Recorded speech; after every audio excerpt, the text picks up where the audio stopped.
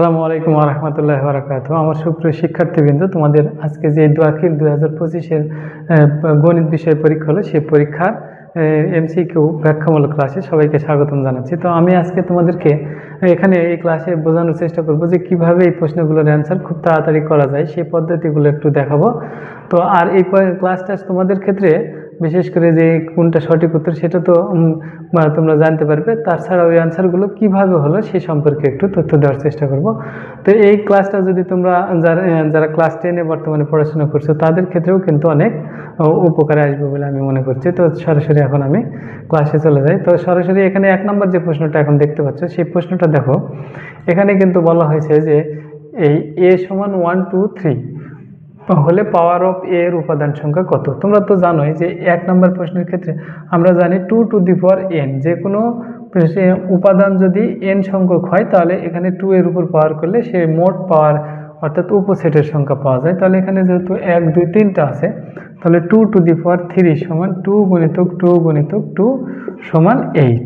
তাহলে দেখো আমরা ক নম্বর প্রশ্নের অ্যান্সারটা কিন্তু এখানে পাচ্ছি সঠিক উত্তর, অর্থাৎ ক নম্বরটা সঠিক উত্তর। তারপরে যে প্রশ্নটা দেওয়া হয়েছে দেখো 2 নম্বরে, এখানে বলা হয়েছে লগ এক্স ভিত্তিক লগ 9 সমান 2 হলে এক্স এর মান কত। তাহলে এখানে এক্স ভিত্তিক 9 সমান 2। তাহলে খেয়াল করে দেখো যে আমি আগেও ক্লাসগুলোতেও বলে দিয়েছি যে এটার সাথে এটা সরাসরি পাওয়ার করতে হবে, লগ তুলে দিলে তাহলে এক্স স্কোয়ার সমান এটা সমান আমরা লিখতে পারবো। তাহলে 9 বা তাহলে এক্স স্কোয়ার সমান 3-এর উপরে স্কোয়ার সমান এক্স সমান কিন্তু 3, কিন্তু অনেকেই চিন্তা করতে পারো যে প্লাস মাইনাস 3, কিন্তু আসলে প্লাস মাইনাস 3 এখানে হবে না, কারণ লগের ক্ষেত্রে মাইনাস গ্রহণযোগ্য নয়। তাহলে এখানে গ নম্বরটা সঠিক, যেটা প্রশ্ন সেই গ নম্বরটা সঠিক উত্তর আমরা পেয়ে যাচ্ছি। তারপরে এখানে 3 নম্বর যে প্রশ্নটা বলা হয়েছে দেখো, যেখানে বলা হয়েছে 35.80, এটা লগের পূর্ণ কত। এগুলো খুব সহজ প্রশ্ন। তো 35.80,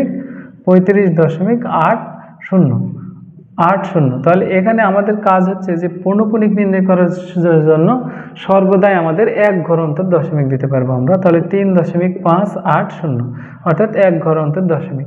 এখন দেখবো যে আগে যেই জায়গাতে দশমিক ছিল সেখান থেকে কত ঘর বামে গেল। তাহলে আগে থেকে বামে গেল 1 ঘর, তাহলে 1 হচ্ছে পূর্ণক। যদি ডানে যায় তাহলে -1 হচ্ছে পূর্ণক। তো এখানকার ক্ষেত্রে তাহলে আমরা দেখতে পাচ্ছি 1 ঘর যেহেতু বামে আসছে, সুতরাং 1 এখানে পূর্ণক পাচ্ছি, অর্থাৎ ক নম্বরটা এখানে সঠিক উত্তর পাচ্ছি। তারপরে দেখো বলা হয়েছে যে একটি রম্বসের দুটি কর্ণের দৈর্ঘ্য 7 ও 8 সেন্টিমিটার হলে এর ক্ষেত্রফল কত। এখানে তাহলে আমরা জানি রম্বসের কর্ণের দৈর্ঘ্য জানলে রম্বসের কর্ণ গুণিতক 2 কর্ণের সাথে গুণ করে 2 দ্বারা ভাগ করে দিলে আমরা ক্ষেত্রফল পাই। তাহলে এটা যদি কেটে যায় তাহলে 4 7 এখানে 4 7 28, অর্থাৎ 28 কিন্তু এই রম্বসের ক্ষেত্রফল। তাহলে এই খ নম্বর যে প্রশ্নটার উত্তর সেটা আমরা সঠিক উত্তর পাবো। তো যাক, এখানে পরবর্তীতে যে প্রশ্নটা দেওয়া হয়েছে সেখানে খেয়াল করে দেখো 39 36 33। এখানে 39, তারপরে 36 আর 33 এটা আছে, এইভাবে তো ধারাটা চলে গেছে। তো ধারাটা সাধারণ অন্তর বলতে তো ডি সমান 36 বিয়োগ 39, তাহলে এখানে কিন্তু -3 পাচ্ছি আমরা। আবার এখানে বলা হয়েছে দশম পদ বললে কিন্তু আমরা জানি পদের সংখ্যা a plus n-1 into D. এখানে a এর মান কিন্তু 39, আর এখানে যত পদ তার চাইতে 1 কম করে নিই আমরা, যেহেতু দশম পদ বলেছে 10 থেকে 1 বাদ দিলে 9 পাচ্ছি। তাহলে এখানে 9, আর এই 3d হওয়ার কারণে দেখো এখানে -3, d এর মান 3 হওয়ার কারণে 3 9 27। তাহলে 39 থেকে যখন 27 বাদ দেব তখন কিন্তু আমার আবারও 12ই পাচ্ছি। তাহলে এখানে 2 নম্বরে ঠিক পাচ্ছি। আবার 5টি পদের সমষ্টি, এখানে দেখো 5টি পদের সমষ্টি যদি নির্ণয় করি n/2a plus n-1 into D, এটার ক্ষেত্রেও কিন্তু 5 আর 2, এখানে 2 গুণিতক 39 আর প্লাস এখানে 5 থেকে 1 বাদ দিলে 4 গুণিতক ডি এর মান -3। এখানেও যদি আমরা হিসাব করে দেখি তাহলে কিন্তু ওই 165 পেয়ে যাবো। দেখবে তোমরা হিসাব করে দেখো, তাহলে কিন্তু এখানে 3টাই সঠিক উত্তর পাচ্ছি আমরা।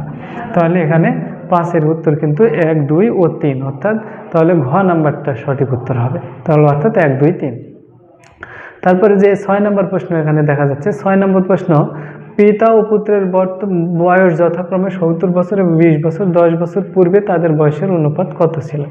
তাহলে পিতার বয়স কিন্তু আজকে 70 বছর আর পুত্রের বয়স হচ্ছে 20 বছর। তাহলে 10 বছর পূর্বে তাদের বয়স, তাহলে 10 বছর পূর্বে বললে দুইজনের 10 করে কমে যাবে, তাহলে এখানে 60 বছর আর এখানে 10 বিয়োগ করলে কত? এখানে শুধু 10 হচ্ছে। তাহলে এই দুইটা যখন আমরা অনুপাত করব তাহলে 60 অনুপাত 10, তাহলে এই 0 0 বাদ দিয়ে দিলে 6 অনুপাত 1 পাচ্ছি আমরা। দেখো খুব সহজেই ক নম্বরের উত্তর কিন্তু আমরা পেয়ে গেলাম। তারপরে এই 7 নম্বর যে প্রশ্ন দেওয়া হয়েছে, দেখো বর্গের প্রতিসম রেখা কয়টি? এখানে বর্গের প্রতিসম রেখা 4টি। এগুলো আমি কিন্তু আমার ক্লাসগুলো যদি দেখো তোমরা, বিভিন্ন যে ক্লাসগুলো দেওয়া হয়েছে সেই ক্লাসগুলোতেও দেখানো আছে যে তোমাদের মেন বইয়ের 4টে পৃষ্ঠা যদি পড়ো একটা প্রশ্ন কিন্তু সবসময় কমন আসে এই অধ্যায় থেকে। তো এটাতে কিভাবে 4টি হচ্ছে, দেখো এখানে আমরা যদি প্রতিসম রেখা নির্ণয় করার জন্য তোমরা যদি খাতা একটা বর্গ অঙ্কন করে অর্ধেকের উপর যদি আয়না ধরো, তাহলে এই সোজাতে যদি আয়না ধরো দেখবে যে এই পার্শ্বে যদি আমরা নাও দেখি এই পার্শ্বটাই বর্গ আকৃতির হবে। আবার যদি অনুরূপভাবে এটা মিশিয়ে দিয়ে যদি এই পার্শ্বেও তোমরা আয়না ধরে দেখো, দেখবে যে বর্গ মনে হবে।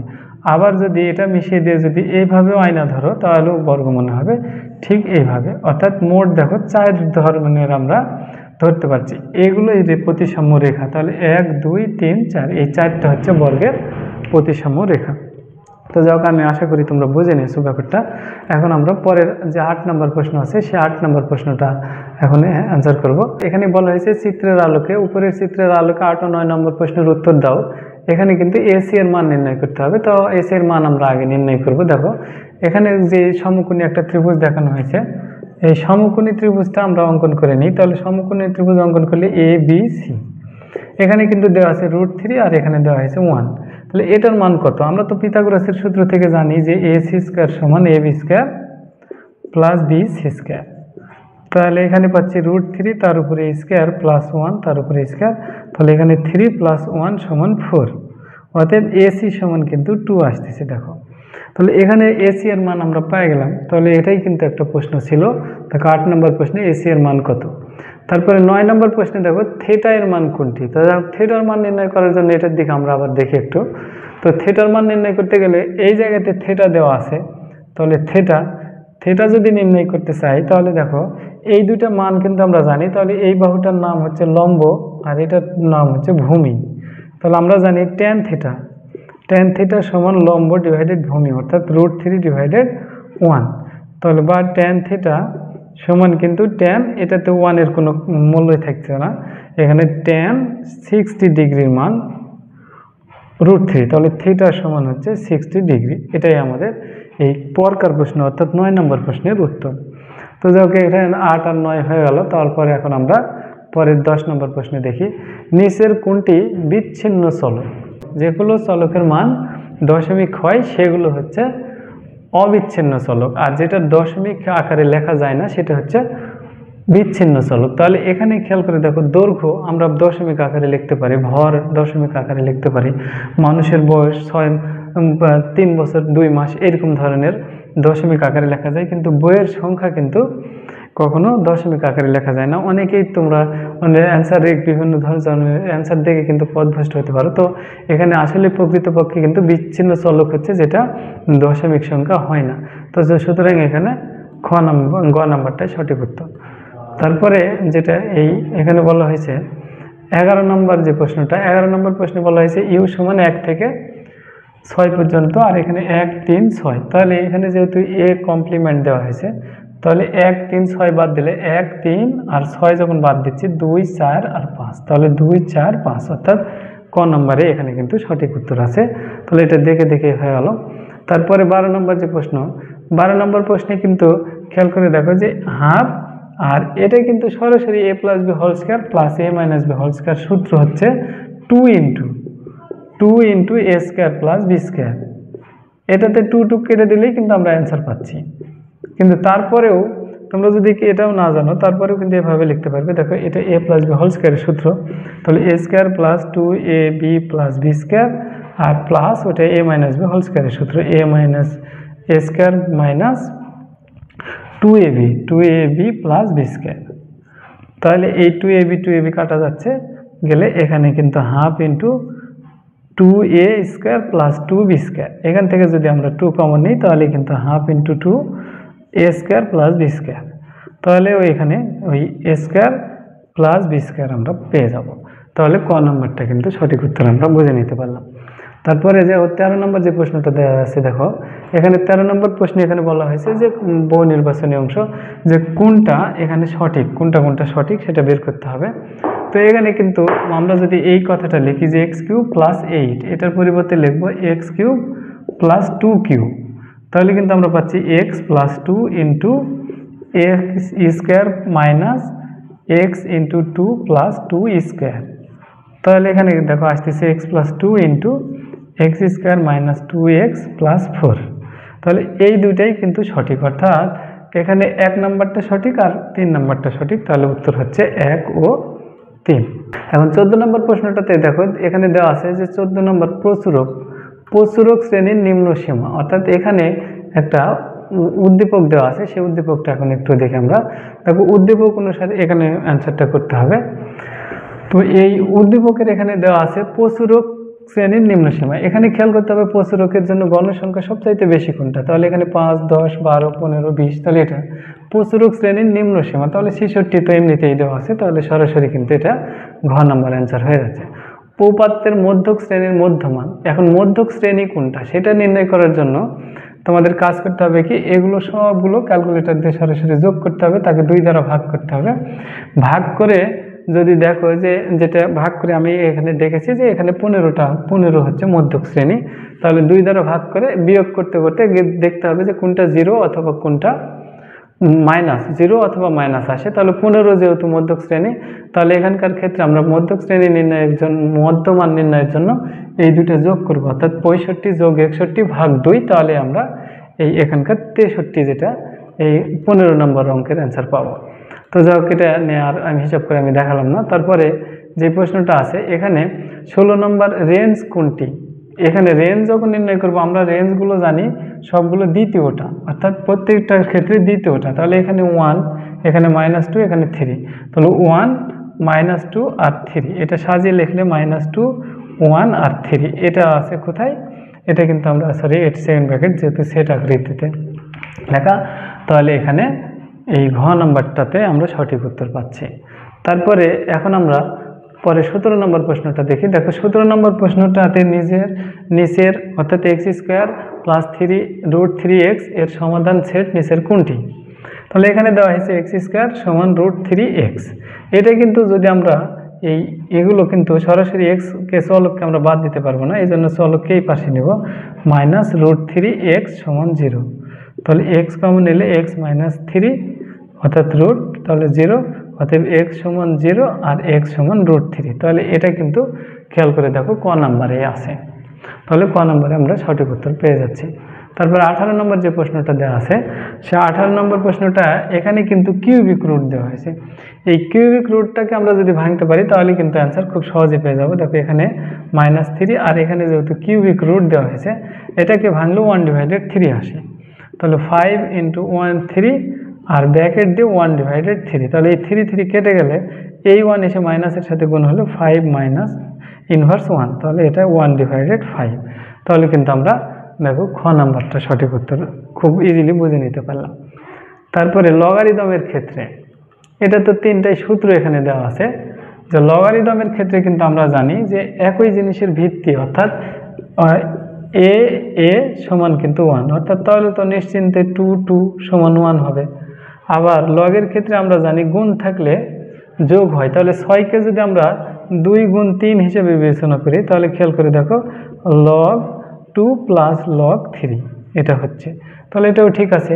আর ভাগের ক্ষেত্রে কিন্তু বিয়োগ হয়, তাহলে এটা ভাগ আকারে আছে, তাহলে ওখানে বিয়োগ হবে, এটাও আমরা বুঝতে পারলাম যে তাহলে 1, 2 ও 3 সরাসরি সবগুলো অ্যান্সার হচ্ছে এখানে।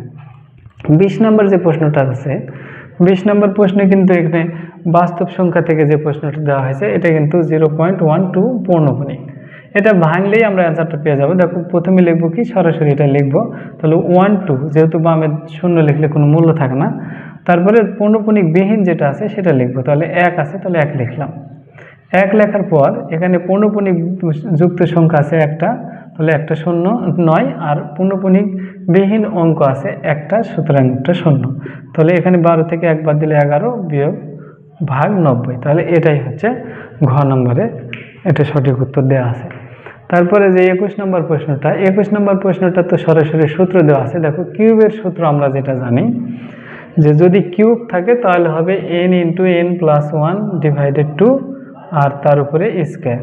যদি স্কোয়ার থাকে তাহলে এটা উত্তর হতো, এখানে স্কোয়ার থাকলে এটা উত্তর হতো, আর কোনো কিছুই না থাকলে উপরেরটা উত্তর হতো। যেহেতু এটা সরাসরি সূত্র দেওয়া আছে তাহলে এটা নিয়ে আর কথা বললাম না। তারপর 22 নম্বর যে প্রশ্নটা দেওয়া আছে, দেখো 6 সেন্টিমিটার বাহু বিশিষ্ট একটি সমবাহু ত্রিভুজের অর্ধ পরিসীমা।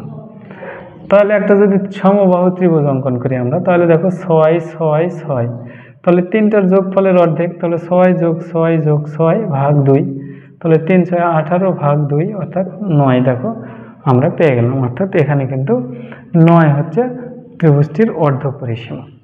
এখন আমরা 23 নম্বর প্রশ্নটা দেখব। 23 নম্বর প্রশ্নটা খেয়াল করে দেখো যে এই প্রশ্ন জাতীয় যে 23 নম্বর প্রশ্ন দেওয়া আছে, এগুলো প্রশ্ন কিন্তু আমি অনেকগুলোই এগুলো দেখিয়েছি তোমাদেরকে বোঝানোর জন্য। তো একই জিনিসের যোগ বিয়োগ থাকলে দেখো x + y = 3, x - y = 1, এগুলো যদি রাশি সবসময় একই রাশির যোগ বিয়োগ থাকে তাহলে আমরা শুধু এটা আর এটা যোগ করে দেবো। তাহলে 3 + 1/2 এটা কিন্তু x সমান হবে, আর 3 - 1 ডিভাইডেড 2 এটা y সমান হবে। তাহলে এখানে দেখো 4 ভাগ 2 সমান 2, আর এটা হচ্ছে 2 ভাগ 2 সমান 1। তাহলে 1 2 আর 1, তাহলে 2 আর 1, কিন্তু x এর মান 2, y এর মান 1, তাহলে এখানে গ নম্বরটা ইজিলি আমরা পেয়ে গেলাম। তারপর 24 নম্বর যে প্রশ্নটা দেওয়া হয়েছে, এই প্রশ্নটাও তোমাদের এই অ্যান্সার করার ক্ষেত্রে আমরা কি পদ্ধতি অবলম্বন করব দেখো। এখানে p অনুপাত q সমান হচ্ছে 2:3, তাহলে q অনুপাত r সমান হচ্ছে 4:5। এগুলো প্রশ্নের জন্য আমরা শুধুমাত্র এই দুইটা গুণ করে দেব, তাহলে এই দুইটা গুণ করে দিলে 4 × 8 অনুপাত এই দুইটা গুণ করে দেব, তাহলে 15। তাহলে এটাই হবে p আর এটা হবে r, তাহলে p অনুপাত r সমান 8:15। আবার কোনো ক্ষেত্রে কিন্তু অনেক সময় আসে PQR, এরকম যদি আসে তাহলে আমাদের ক্ষেত্রে কিন্তু এটা একবার, তারপরে এই Q দুইটা এটা গুণ করতে হবে একবার, অর্থাৎ এই কোনাকুনি গুণ আর তার সাথে এই দুইটা, অর্থাৎ তাহলে 4 × 8, 3 × 4 12 আর 3 × 5 15, এটা কিন্তু PQR এর ক্ষেত্রে হয়তো। তো যাই হোক, এটা যেহেতু সঠিক উত্তর, তাহলে এখানে আমরা খ নাম্বারটা দেখো উত্তর কিন্তু পেয়ে গেছি। তারপরে 25 নম্বর যে প্রশ্নটা দেওয়া আছে, 25 নম্বর প্রশ্নটাও খুব গুরুত্বপূর্ণ একটা প্রশ্ন, প্রায় পরীক্ষাতে আসে। তো এই পরীক্ষার প্রশ্নটা এরকম যে কোনো বৃত্তের মধ্যে যদি একটা চতুর্ভুজ হয়, সেই চতুর্ভুজের ক্ষেত্রে কিন্তু আমরা জানি সব সময়ই এই কোণ কত সেটা যদি নির্ভর করবে এই দুইটা কোণের মিলে কিন্তু সব সময় 180 ডিগ্রি হবে। তাহলে এই দুইটা মিলে যদি 180 হয় তাহলে 180 বিয়োগ 85, তাহলে এই কোণটা অবশ্যই এই দুইটার বিয়োগফল হবে, অর্থাৎ 95 ডিগ্রি যেটা পাচ্ছি এটাই হচ্ছে এই কোণ, অর্থাৎ 95 আর 85 মিলে যেন 180 ডিগ্রি হয়, সেটাই কিন্তু মান। তাহলে 95 সঠিক উত্তর। এটা কিন্তু আমরা এখান থেকে 180 থেকে বিয়োগ করলে এই অ্যান্সারটা পেয়ে যাব। তারপরে 26 নম্বর যে প্রশ্নটা দেওয়া হয়েছে, দেখো tan 3 θ = 1 হলে থিটার মান কত।